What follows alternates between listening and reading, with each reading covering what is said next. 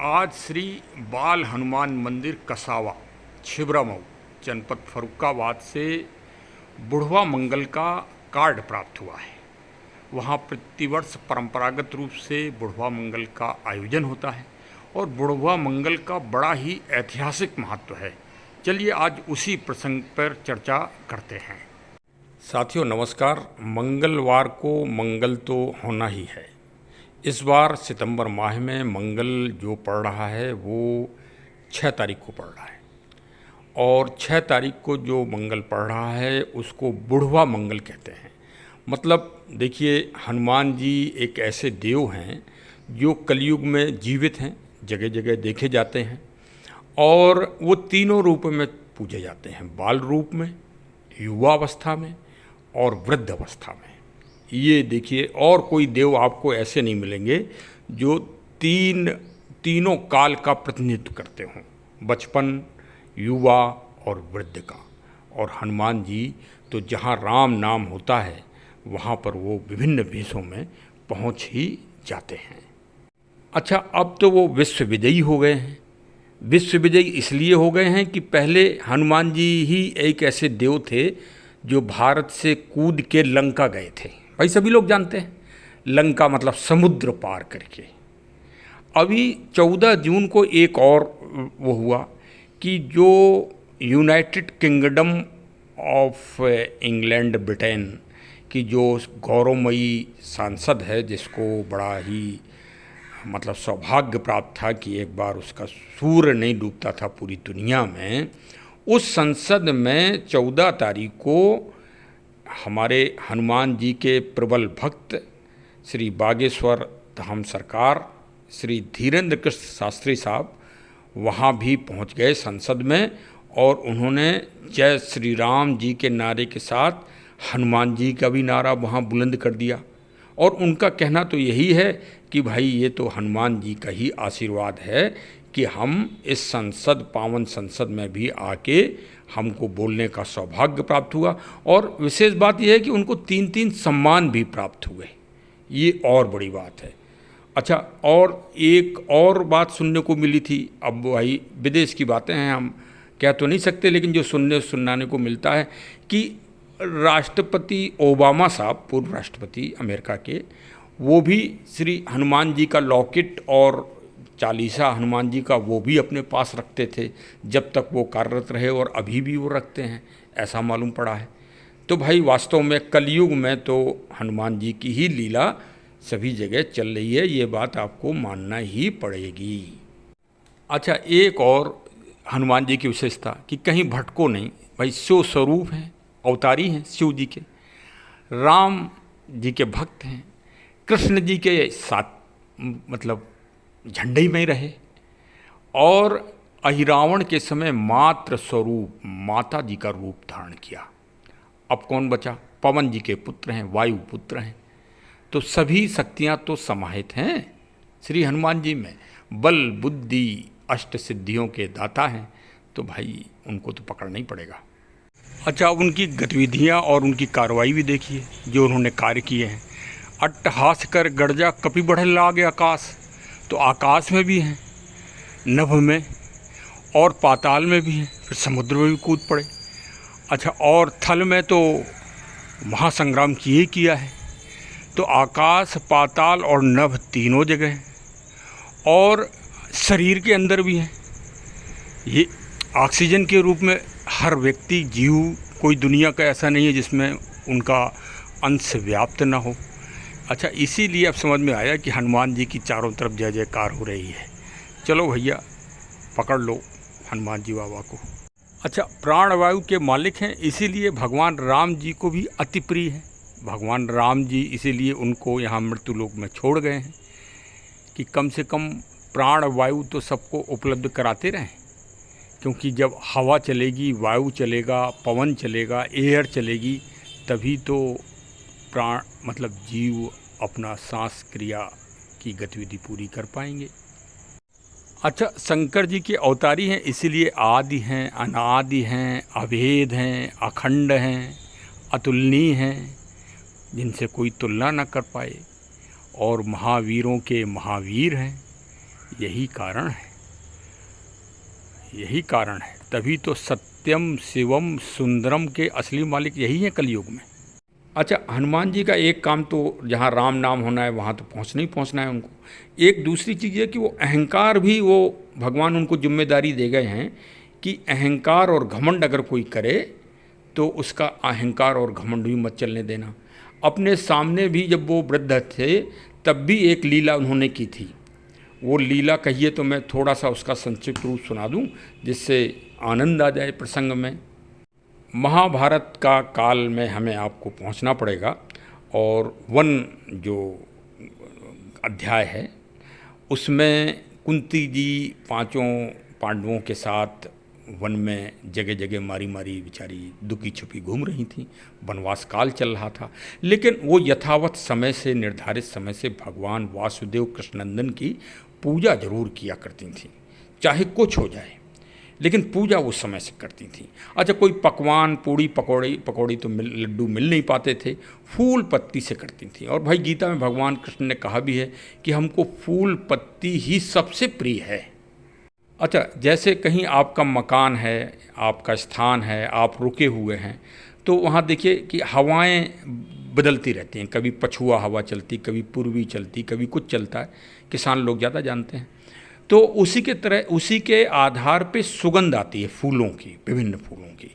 तो एक बार माँ कुंती जी पूजा जब करने जा रही थी तो कमल के फूलों की खुशबू उनको आ गई।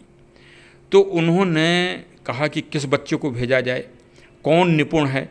तो संगठन और बल और बुद्धि के मामले में भीम जी से ज़्यादा प्रवीण कोई नहीं था। बलशाली थे भीम, 10,000 हाथियों का बल था, ऐसा मान्यता है।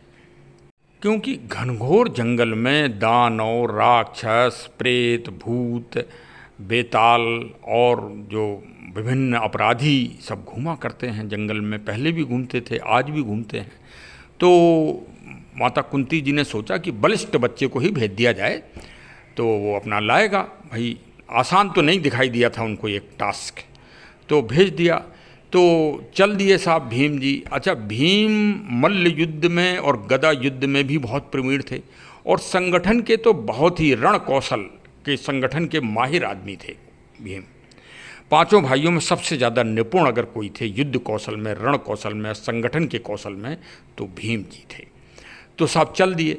अब चलते चलते एक तालाब पार किया, दूसरा तालाब पार किया, लेकिन वो सुगंध आती रही और वो उसी तरफ बढ़ते रहे। अच्छा, उनको अभिमान तो था ही, तो एक तरह से माता ने भी उनके अभिमान को तोड़ने का एक प्रयास किया था, ये भी बात थी। लेकिन जो लीला होती है वो तो बड़े लोग बड़े ही जानते हैं।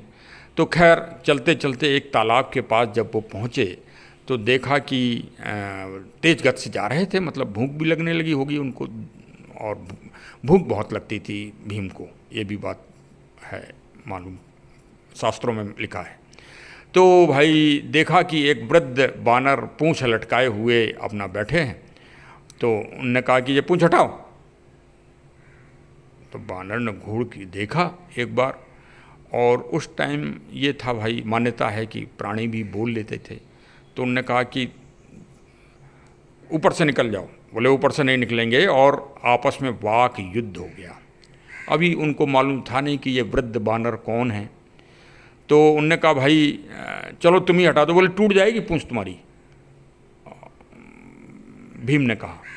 तो उन्होंने कहा कि ठीक है चलो कोई बात नहीं।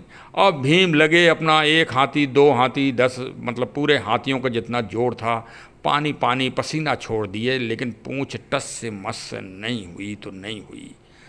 भगवान श्री प्रभु हनुमान जी उनके अहंकार, दंभ, घमंड, प्राउड को तोड़ने और परीक्षा लेने के लिए आ गए थे, और आगे से उनको एक सीख, मोटिवेशंस और प्रेरणा के लिए देने आ गए थे। क्योंकि आगे उन्हें मालूम था कि अब महाभारत का युद्ध होने वाला है और वनवास काल समाप्त होने वाला है। यदि इस व्यक्ति में इसी तरह का घमंड और अहम रहा तो ये रण कौशल में, युद्ध क्षेत्र में सफल नहीं हो पाएगा। देखिए, बड़े लोगों की लीला न्यारी होती है।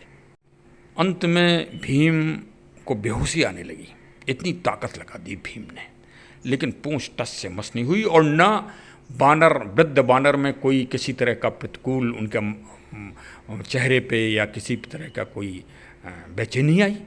अरे भाई, उन्होंने कहा क्या बात है। अंत में वो निवेदन करने पे आ गए, उनका सारा गरूर जो है, घमंड था, वो चकनाचूर हो गया। तो हाथ जोड़ के बोले कि आपको हम पहचान नहीं पा रहे हैं। तब हनुमान जी ने अपना परिचय दिया और परिचय देके जो है प्रसन्न हो गए भीम के ऊपर और भीम को आशीर्वाद दिया तथा भीम को अपना उन्होंने दिव्य रूप, विशाल ब्रह्म रूप भी दिखाया था। ऐसी मान्यता है, ऐसा शास्त्रों में लिखा है कि भीम ने, हनुमान जी ने एक ही बार ब्रह्म रूप अपना दिखाया, वो भीम को दिखाया था और आशीर्वाद दिया और रण कौशल में धैर्य, धीरज और संतावना और निडरता का भी उन्होंने सीख दी, प्रेरणा दिया, मोटिवेशन दिया, जो महाभारत युद्ध में भीम के रण कौशल बनाने में काम आया। यह मान्यता है कि ये भाद्र शुक्ल पक्ष के आखिरी मंगलवार जो पड़ता है, उस दिन यह घटना घटित हुई थी और तभी से बुढ़वा मंगल के रूप में ये विशेष रूप से ये आयोजन होता है। और मंदिरों और तालाबों के किनारे पहले ये होता था, अभी भी होता है, और इसमें अक्सर पहलवानी के दांव पैंच, मल्ल युद्ध, अखाड़ों में विशेष मेले लगते हैं। और चलिए, अब और अच्छे रूप से इसे करने की आवश्यकता है, क्योंकि भाई हनुमान जी कलयुग के ही देव हैं। कलयुग में अगर सुख शांति से रहना है तो हनुमान जी को पकड़ना ही पड़ेगा। और 6 तारीख को कसावा में जो है, जो सिद्ध हनुमान मंदिर, बाल हनुमान मंदिर बना हुआ है, वहाँ पर आयोजन भी करीब 50 वर्ष से हो रहा है। जब गुरुदेव श्री स्वामी प्रसाद दुबे जी की उम्र 18 वर्ष थी, तब उन्होंने इसका संकल्प लिया था आचार्य श्री करपात्री जी के आदेशानुसार। कितनी बड़ा, मतलब एक सिलसिला जुड़ा हुआ है उस छोटे से स्थान से। और अब वो छोटा सा स्थान भी दिनों दिन बहुत अच्छी जो है, वहाँ श्रद्धा है, लोगों को विश्वास है, और एक छोटा मोटा मेला वहाँ लगता है और हनुमान जी की लीला है। चलिए, मंगलवार को वहाँ पहुँचा जाएगा और आनंद लिया जाएगा श्री हनुमान जी महाराज जी का। और वहाँ प्रकृति का बहुत अच्छा संरक्षण है।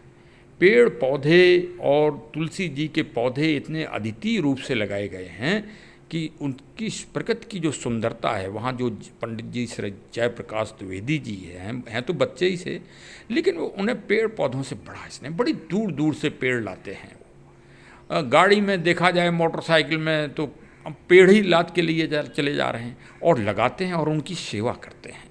सेवा करके बहुत ही, मतलब एक तरह से रमणीकता है उस स्थान में। तो चलिए साहब, बुढ़वा मंगल को वहीं मल्ल युद्ध होगा और वहीं जो है हनुमान जी का आशीर्वाद भी प्राप्त किया जाएगा। चलिए, हमारे चैनल से अवश्य जुड़े रहें और दर्शन भी करें हनुमान जी महाराज के। चलिए, हमारे चैनल से जुड़े रहें और प्रकृति का आनंद लेते रहें।